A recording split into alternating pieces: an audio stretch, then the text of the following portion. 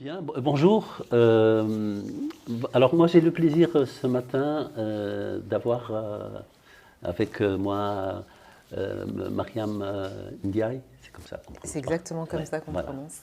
Et dont on a vu le film enfin, plusieurs fois maintenant, hier soir, il est passé. Tu as eu des débats aussi, Oui. il a eu des débats. Évidemment le principe ici c'est que on aille un peu plus loin, parce que je trouve qu'on ne parle pas suffisamment des films, même si ils se suffisent à eux-mêmes évidemment, et que voilà, c'est l'occasion pour nous, d'abord nous, de comprendre hein, les choses, de mieux porter les films et ouais, ou de mieux les comprendre au sens étymologique, enfin, de les prendre avec nous, quoi.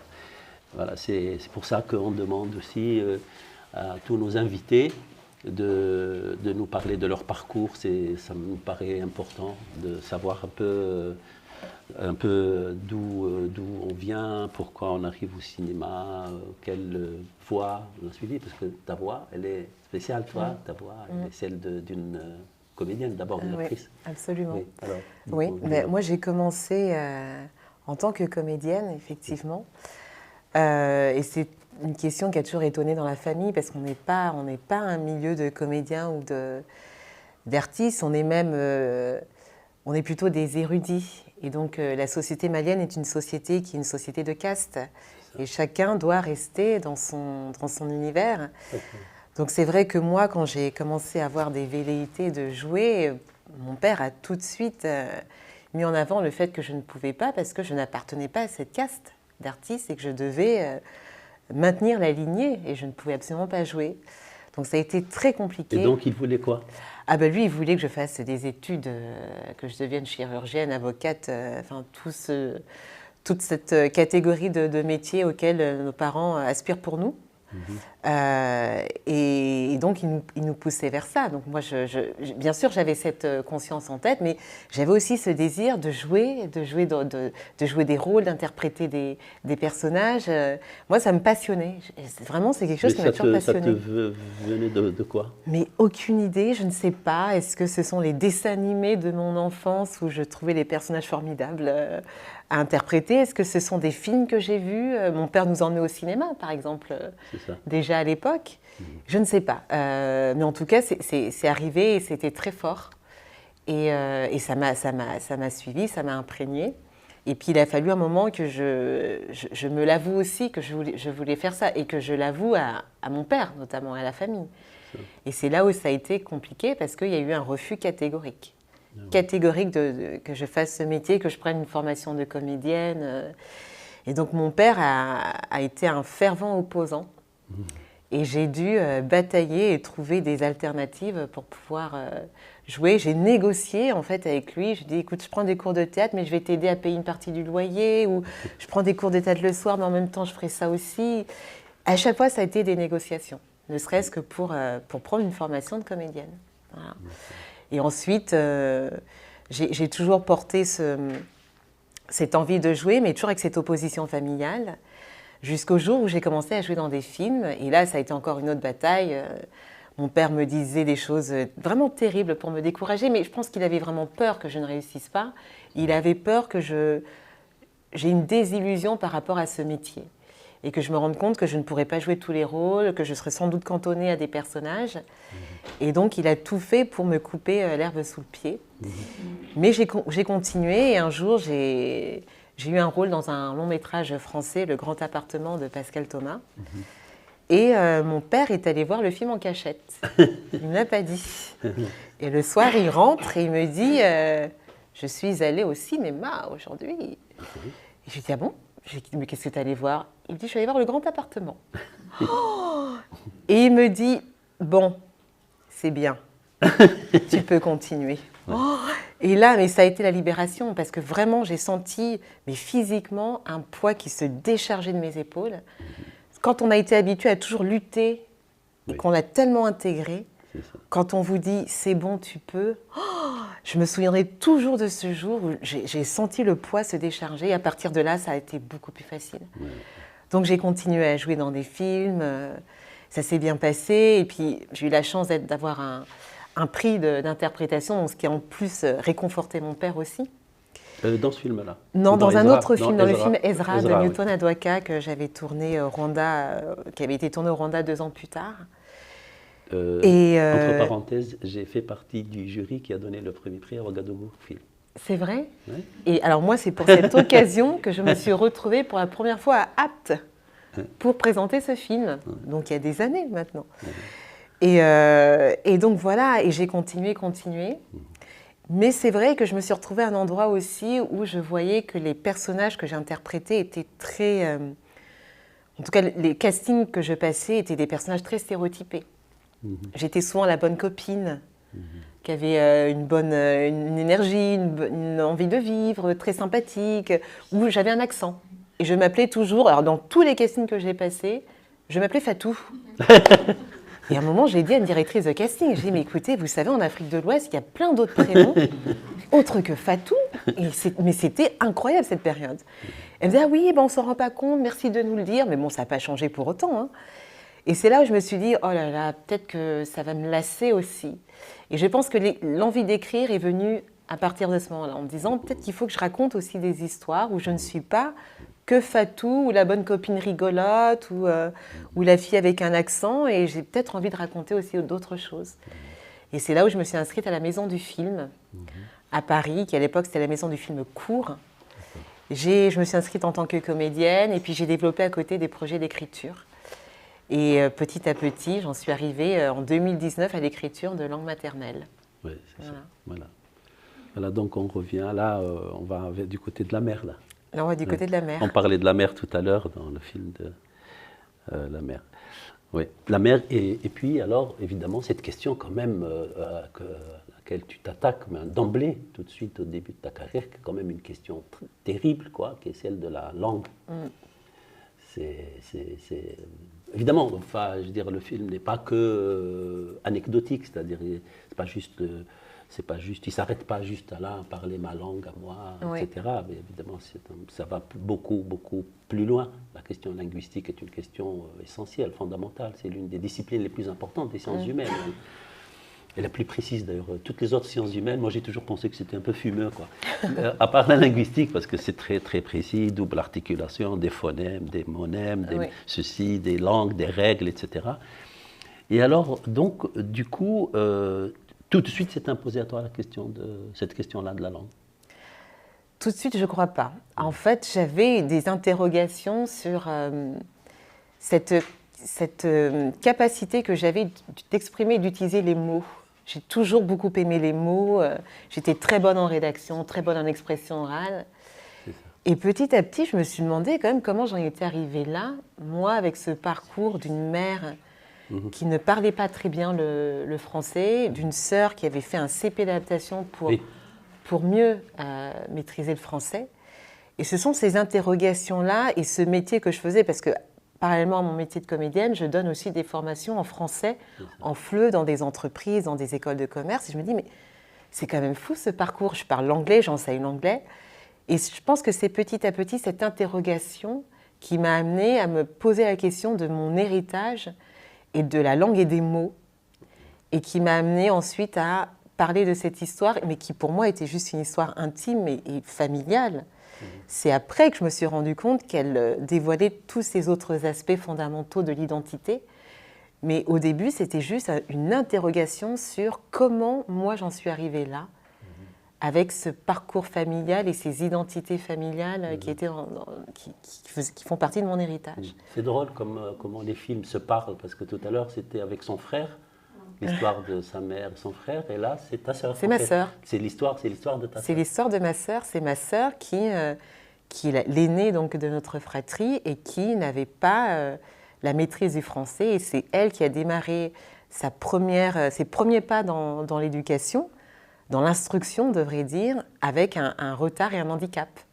Et à partir d'elle, mon frère et moi, on a eu un parcours sans aucune difficulté. Mais c'est elle qui a essuyé ce CP d'adaptation pour que nous, ensuite, on puisse être des enfants qui maîtrisaient complètement le français. Et donc, il est d'inspiration autobiographique, j'imagine que Oui. c'est libre, mais ta maman, elle avait cette attitude-là à ce moment-là? Pas tout à si? Pas Non, tout à fait. ouais. Même complètement du tout, pas. oui, C'est-à-dire oui. que ma mère n'a jamais pris de cours de français. Elle a toujours maintenu le soninké à la maison. Ah oui, Elle l'a maintenu. Elle ne s'est pas, elle ne s'est pas présentée en opposition. Non, je veux dire comme le personnage. Je Comme veux le dire, que tu personnage, joues. Oui. exactement. Oui. Mais à la fin du film, ce personnage va prendre des cours de français. Ma mère n'a jamais mis le pied dans une association. Ah, d'accord. Jamais. Elle a maintenu son soninké coûte que coûte, malgré. Elle a appris le français de manière empirique. C'est ça. Avec les commerçants, en allant chez le médecin, en entendant, mais de manière empirique. Elle n'a jamais accepté d'aller prendre des cours de français. Mais elle a affiché cette opposition-là aussi? C'était pas une opposition pour elle, c'était juste je continuerai à parler ma langue chez moi et personne ne viendra me dire chez moi quelle langue je dois parler. Donc, elle nous a vus grandir, elle nous a vus perdre des phonèmes en soninké, elle nous a entendu perdre les phonèmes, elle nous a entendu perdre parfois même l'accent, elle nous a entendu apprendre d'autres langues, l'anglais, l'espagnol, et elle n'a pas bougé sa position. Donc, nous, on comprenait tout, mais c'est vrai qu'il y a des périodes, notamment à l'adolescence, où on n'avait plus la capacité de dialoguer avec notre mère, parce qu'on avait perdu beaucoup de mots, notre bouche ne se formait plus au phonème du soninké, et il était très difficile pour nous de faire des sons, et donc c'est notre père qui faisait l'intermédiaire et qui faisait les traductions. Donc je disais, tu peux lui dire que non, elle n'a pas compris, est-ce que tu peux lui dire ça? Et donc il traduisait. Et donc ça, c'est devenu pour nous normal, c'est devenu une situation tout à fait normale, alors qu'elle ne l'était pas. On ne la voyait plus, on ne voyait plus cette situation. Et alors moi, je me suis interrogé sur le film, on va en parler. C'est un film qui paraît très, très, très simple, mais lorsque le père traduit, parce que, quand il traduit, il n'est pas précis. Parce que, alors je me dis, ça veut dire quoi ça? Parce que l'institutrice lui dit, il faut lui parler en français à la maison, et lui, il dit à sa femme, il ne faut plus qu'elle parle soninké à la maison. Est-ce que pour toi c'était un truc de scénario ou ça signifie la même chose pour toi? Ça ne signifie pas la même chose, mais Malik, il a compris la finalité. C'est-à-dire que le discours de l'institutrice... Ah, il a traduit lui aussi. Mais c'est-à-dire qu'il comprend, il comprend que dans les faits, sa fille va redoubler. C'est ça. Donc il ne va pas dire à sa femme, mais en fait, ce n'est pas vraiment un redoublement. Dans les faits, elle va redoubler. Donc elle va refaire une année. Et il comprend qu'elle va refaire une année parce qu'elle n'a pas la maîtrise du français et que la maîtresse leur demande, pour l'aider, de ne plus parler soninké. Donc ce n'est pas qu'il change, c'est qu'il va à l'essence, au cœur du message. Il fait une traduction, il lui dit exactement ce qui va se passer. Il ne s'embête pas d'envelopper en disant « non mais tu sais », il lui explique après, mais concrètement, elle redouble, et concrètement, nous, on va devoir se mettre au français, donc on va arrêter le soninké. Et c'est ça, même si c'est violent, c'était la réalité. C'était vraiment, c'est le sens du message de l'institutrice, et c'est le cœur de la discussion qu'ils ont en fait. Cette réunion, elle est là pour ça, c'est pour dire il va falloir l'aider, mais dans il va falloir l'aider, c'est abandonner le soninké. Donc il va au cœur du message. C'est une traduction qui garde simplement l'essentiel du message qui a été transmis par la maîtresse et donc par le message de l'éducation nationale. Et c'est exactement ça. Surtout qu'à l'époque, on était quand même environné de familles qui étaient dans les mêmes situations. Mes parents avaient des voisins, c'était exactement le même discours. Donc mon père savait très bien ce que ça voulait dire de aider. Aider un enfant, c'était qu'il s'assimile. C'était pas qu'il s'intègre, c'était qu'il soit assimilé. Et cette assimilation-là, bien sûr, passait par le français. Donc il fallait éradiquer le soninké.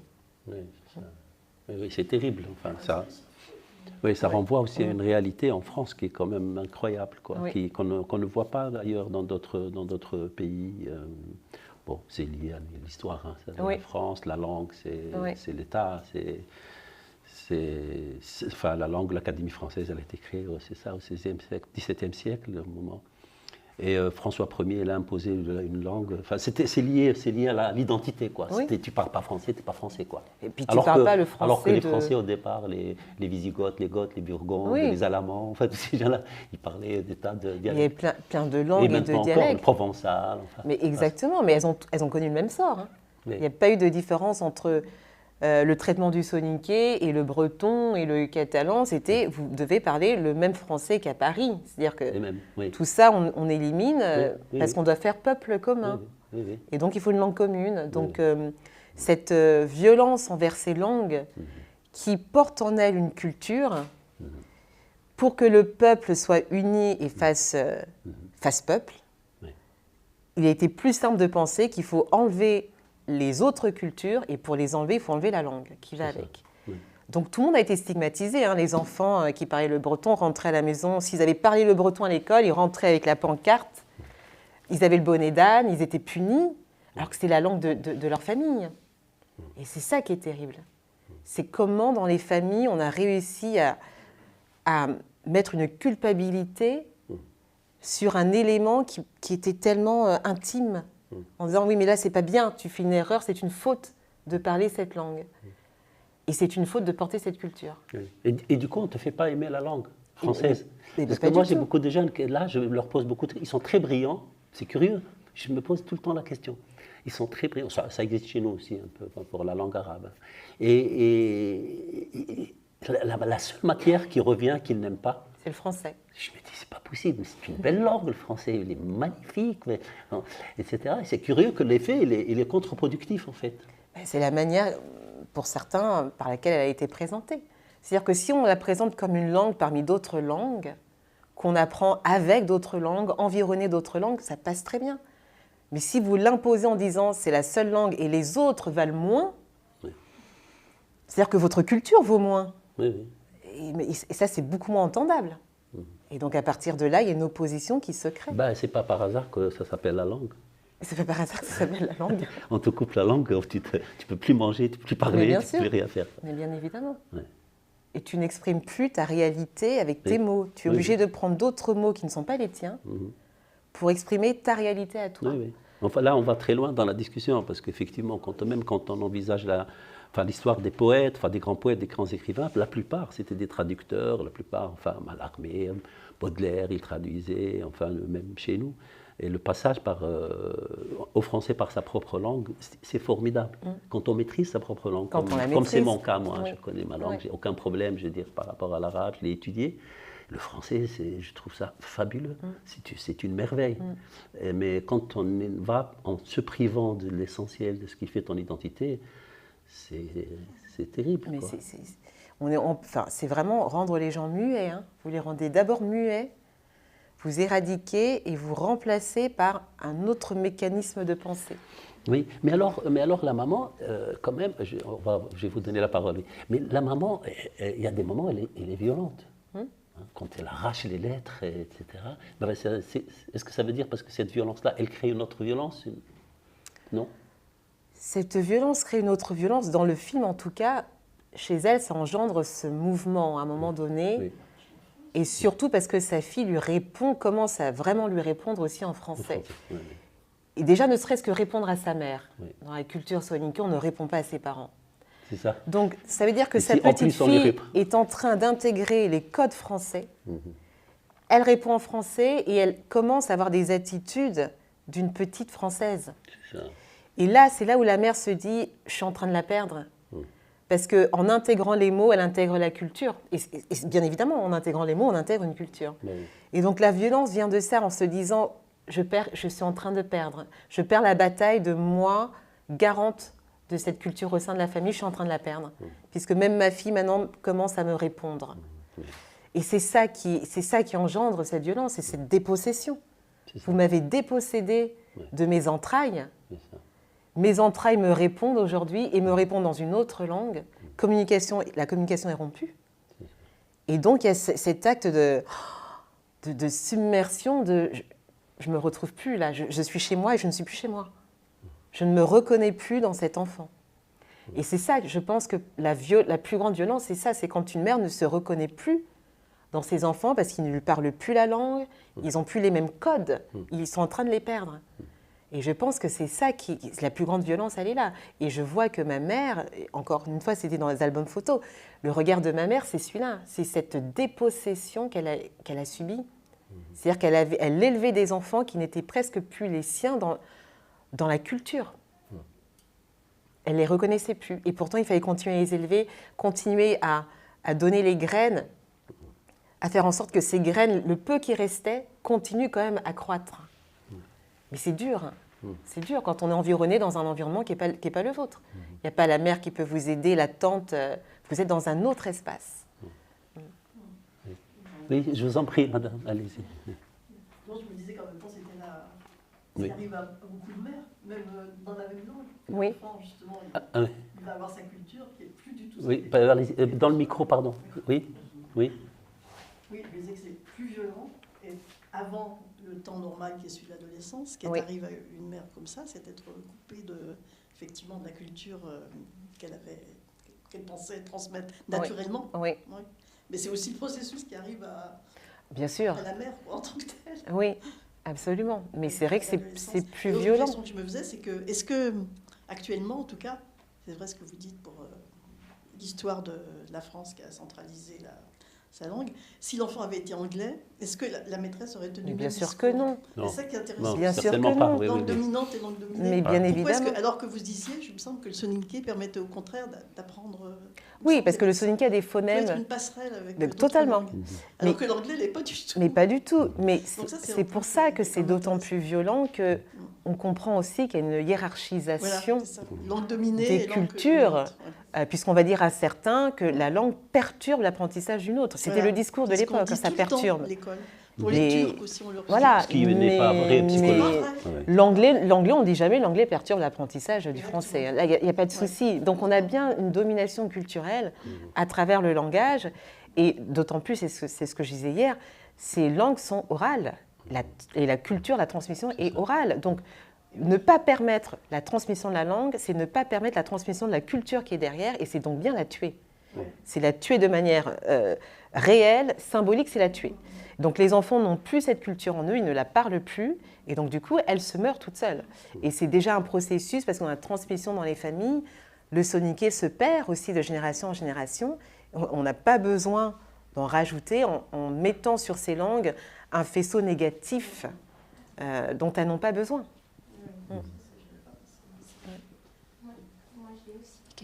D'ailleurs, en France, on a tendance à dire des dialectes pour les langues africaines, Exactement. alors qu'on ne dit jamais dialecte pour d'autres langues. Absolument. Donc déjà, là, on voit bien le rapport de domination d'une des langues sur l'autre. Oui. Et moi, j'ai une question plus personnelle par rapport à vous. Donc, dès le départ, vous avez transgressé la loi des castes, en quelque sorte, en Afrique de l'Ouest. Ça existe aussi au Sénégal. Est-ce qu'aujourd'hui, il y a de plus en plus de ces transgressions-là, ou bien est-ce que le système de caste perdure ? Oui. Quand on est fils de griot, on est griot. Quand on est fils de forgeron, on est forgeron. Est-ce qu'aujourd'hui, quel est le pourcentage de personnes qui arrivent à transgresser cette loi ? Moi, je ne peux m'exprimer que par rapport à ce que je vois ici en France. On est toute une génération, et c'est la mienne, à ne pas accepter sans condition tout ce système. C'est-à-dire qu'on accepte certaines choses et on les aime, mais toutes les autres choses qui ne nous correspondent pas, notamment ce système de caste, on a réussi à s'en défaire en disant simplement « nous, ça ne nous correspond pas ». Et ce qui est très intéressant, c'est qu'on voit qu'il y a la génération de nos parents et que nous, on est en fait dans un entre-deux qui est totalement notre identité. C'est-à-dire que nous, on prend de la culture de nos parents ce qui nous convient, ce qui nous plaît, et on prend de la culture française ce qui nous convient, ce qui nous plaît, et nous, on arrive à faire des mélanges et des passerelles, et c'est là notre identité. Et bien sûr, maintenant, on dit non. Alors ça, je suis désolée, puis j'épouserai tel gars parce qu'il ne fait pas partie de la bonne case, c'est pas grave. Et vous allez vous y faire. Et c'est parce qu'on refuse, et c'est parce qu'on résiste, que les anciens acceptent aussi. C'est-à-dire qu'on est obligé au bout d'un moment de casser quelque chose pour ouvrir d'autres voies. Et je pense que c'est fondamental pour chaque culture, c'est que il y a aussi parfois ce moment où il y a des ruptures qui sont fondamentales pour faire évoluer. Et nous, on est dans ces ruptures-là. On n'accepte pas non plus d'envoyer constamment de l'argent au village parce qu'il faut envoyer, parce que c'est la façon de faire, parce que c'est la communauté. En fait, on s'est aussi individualisé. On est sorti de la communauté pour être des individus. Et c'est très compliqué quand on appartient à ces sociétés qui fonctionnent complètement sur le mode communautaire. L'individu existe très peu. Il répond à aux règles de la communauté, il va suivre toute sa vie les règles de la communauté, et nous, on n'a pas grandi dans ça. Donc nous, on arrive avec un individualisme qui n'est pas du tout un individualisme personnel et moi, mais c'est juste qu'on exprime nos désirata et on sait dire non à certaines choses. Et ça, du coup, ça perturbe, bien évidemment, ça ne plaît pas toujours, mais c'est la seule façon qu'on a, mais c'est la nôtre, c'est-à-dire que nous sommes ces enfants de l'entre-deux. Et notre identité, elle est vraiment à cet axe-là, dans cet entre-deux. Donc on a les deux et on le porte très bien, il n'y a pas de trauma, mais on fait des choix. Voilà. Et donc du coup, ce problème de caste, mon père, il s'y est fait. Hein.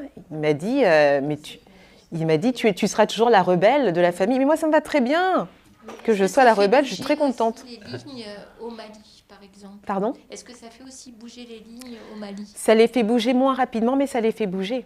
Parce qu'ils sont toujours dans un système communautaire. Par contre, les jeunes ont d'autres aspirations, ils ont envie d'autre chose, ils n'ont pas forcément envie de renouveler non plus ce système de caste. Ils se marient aussi parce qu'ils s'aiment et non pas par obligation et par alliance familiale. Et puis, le monde s'est ouvert. Donc, ils voient aussi ce qui se passe à l'extérieur et ils vont garder des choses qui leur sont très propres et très importantes, mais ils vont aussi vers d'autres choses. Donc, ça avance aussi, bien évidemment. Bien évidemment. Ouais. Et alors, c'est étonnant parce que tu joues le rôle de la mère. Oui. Je joue le rôle de la traditionnelle. Oui. Moi, la rebelle. Oui, effectivement. Oui, mais parce que cette femme, elle résiste. C'est-à-dire qu'elle n'obéit plus à l'injonction. Il y a son mari, il y a son identité. Oui, mais quelque part, elle se rebelle à sa manière aussi. Et donc, dans cette résistance, dans cette rébellion, moi, je me retrouve. Je retrouve aussi ces combattantes qui ont réussi à sortir du cadre. Elle n'a pas obéi à son mari qui lui a dit, alors qu'elle aurait pu, hein, elle aurait sans doute dû, puisque c'est son mari. Elle n'a pas obéi à son mari, elle a désobéi, elle a suivi sa voie. Et pour moi, c'est le début d'une indépendance. L'indépendance d'une femme qui comprend aussi que bien sûr elle est une épouse, mais qu'il y a des choses qu'elle doit défendre au-delà d'elle-même. Et c'est le premier pas vers l'indépendance. C'est ça, parce que c'est vrai, moi je m'interroge sur ce diktat-là en France, qui en fait autorise une rébellion, mais n'autorise pas ce qu'elle peut entraîner comme autre forme de rébellion. Oui. C'est-à-dire la rébellion que toi, tu as eue par rapport à ton père, c'est bien vu ici. Oui, voilà absolument. Une femme africaine qui se libère, etc. Mais si cette rébellion-là continue pour s'élever contre le diktat, par exemple, du français, etc., là, à ce moment-là, ça marche moins bien. Tu n'es plus rebelle. C'est ça qui est ça le problème, le vrai problème. Et dans le film, on le sent. On sent vraiment tout ce paradoxe. Et notamment à travers cette femme cette institutrice qui est gentille, quoi. Enfin, elle n'est pas insolente, elle ne cherche pas à humilier, mais elle a un discours très froidement violent. Mais elle est convaincue. Oui. Elle est convaincue que c'est la seule façon d'aider ses enfants. C'est-à-dire qu'elle ne se pose même pas la question de qui ça va endommager dans ce processus. Pour elle, c'est on va aider ses enfants et on les aide de cette manière-là et ça fonctionne et j'en suis convaincue et suivez-moi et ça va marcher. Mais pas du tout. C'est vraiment, il y avait une conviction à l'époque que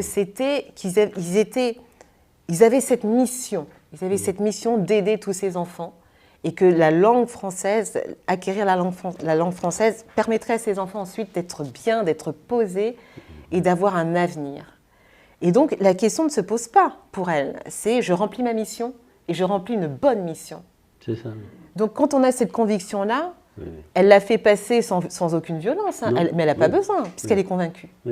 Et donc, elle dit, voilà, ce serait bien, monsieur, alors je sais que elle lui dit d'ailleurs, je sais que vous parlez français, donc ça, lui, il l'intéresse. Et votre femme, Voilà, mais elle s'en débarrasse très vite. Ce qui l'intéresse, c'est celui qui parle français et qui va apprendre le français aussi à sa fille. Et pour elle, elle se dit, c'est bon, j'ai le cadre, et moi, je vais aider cette petite fille. Ça aurait été un enfant anglais, elle aurait dit, c'est merveilleux. Mais elle aurait dit, mais ça aurait été un enfant anglais, la réunion n'aurait pas eu lieu. Il n'y aurait pas eu de réunion. Il y aurait eu, c'est formidable, à la sortie d'un cours, mais il n'y aurait pas eu de réunion. La réunion n'a lieu que parce que c'est cette langue-là qui est ciblée. Oui, alors par rapport à la langue, la mère en même temps, elle fait déjà des pas dans l'autre culture, puisque quand on la voit passer l'aspirateur, alors que le balai africain est sur le balcon, on le voit très bien, elle s'en sert pas, Oui. elle se sert de l'aspirateur. Oui. Donc elle a déjà, Elle elle est tape. déjà dans cette autre culture. Bien sûr, aussi. ben, elle s'adapte aussi. C'est-à-dire que si ça lui facilite la vie, oui. pourquoi pas. Mais elle le fait à sa manière. Donc, effectivement, en tapant sur le sol. Mais elle est pas. C'est pas une femme qui est réactionnaire, Syrah. C'est-à-dire que si ça peut lui faciliter la vie, pourquoi pas. Réactionnelle. Elle est, oui, plutôt dans l'émotion, mais elle n'est pas réactionnaire. Elle ne va pas refuser tout ce qui va lui faciliter son quotidien. Et c'est pas ça. Ce qu'elle refuse, c'est qu'on lui change complètement son rôle et qu'on lui change chez elle des fondamentaux. C'est les fondamentaux. Elle refuse qu'on touche aux fondamentaux et que ces injonctions viennent de l'extérieur et viennent tout détruire dans un environnement qu'elle a réussi, elle, à reconstruire déjà, en étant déracinée. Ça lui a pris du temps. Et ça, elle refuse. Et en plus, c'est sa relation à ses propres enfants. Et mais c'est ce qui est terrible. C'est quelqu'un vient vous dire chez vous comment vous parlerez à vos entrailles. Et d'ailleurs, cette fin, moi je me suis beaucoup interrogé sur la fin qui est à la fois fermée et très ouverte. C'est filmé de telle manière que effectivement cette décision qu'elle prend, qui est comme ça qui arrive comme ça de façon définitive, enfin je veux dire ferme quoi. Elle ne ferme pas la discussion, elle ne clôt pas la discussion. Et c'est ça qui est bien dans le film. Elle aurait pu accepter la solution de son mari, qui lui fait une proposition des plus sincères et des plus bienveillantes, en disant « Moi, je n'ai pas vu qu'on n'allait pas dans la même direction sur ce point-là, et je ne veux pas que tu sois malheureuse, donc tu peux retourner, bien sûr, mais effectivement, je ne peux pas te laisser retourner avec Abby, parce que Abby, elle va appartenir aussi à ce monde. » Et donc, elle aurait très bien pu dire « Écoute, tu as raison, je m'en vais. » Mais elle fait le choix de rester parce qu'elle sait où est sa place. Et elle veut rester là, elle veut rester avec cette famille. C'est sa famille. Donc, il faut sacrifier quelque chose pour ouvrir une autre porte. Oui, oui. Et elle accepte ça. Elle n'accepte pas forcément de gaieté de cœur, mais elle comprend que l'enjeu s'est déplacé. Et comme me diraient les jeunes là, avec qui je travaille, c'est un prélude à un autre film. Mais complètement. Donc on va arriver à quelque chose d'autre. On va voir quelque chose d'autre, bien évidemment. Bien évidemment. Quelque chose en préparation. Mais c'est... Oui. Super. Très bien. Voilà, c'est ça. On attend et impatiemment. Écoutez, moi j'ai hâte de revenir vous le présenter surtout. Oui, très bien. Ce sera avec un énorme plaisir. Pour moi aussi, c'est partagé. Merci beaucoup. Par rapport à la langue, on va continuer peut-être, parce qu'il faut que oui, on peut continuer, on va continuer, hein, parce qu'il y a Zainab qui attend et il est presque... merci beaucoup. Merci à vous, merci. C'est formidable. Voilà, merci. Voilà.